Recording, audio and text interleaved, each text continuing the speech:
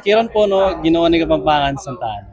Yes. Hi, tapos na yung prelims, costume and summer wear. Yes. How are you? I'm very happy, of course, syempre, and nagawa na namin yung costume and summer wear, and malapit na tayo sa coronation, and I hope you will support us pa rin sa coronation, at marami pa kaming pwedeng ipakita sa inyo na mas maganda kasi mas pagagandahin pa namin yung makikita nyo.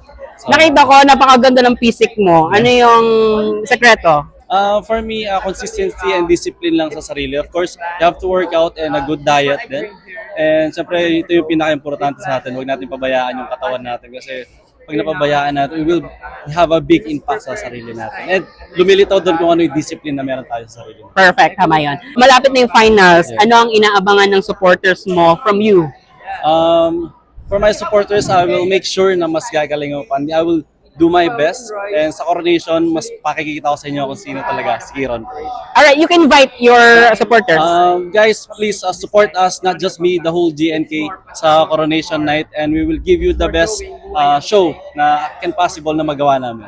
Alright, thank you so much. Bye! Bye! Thank you.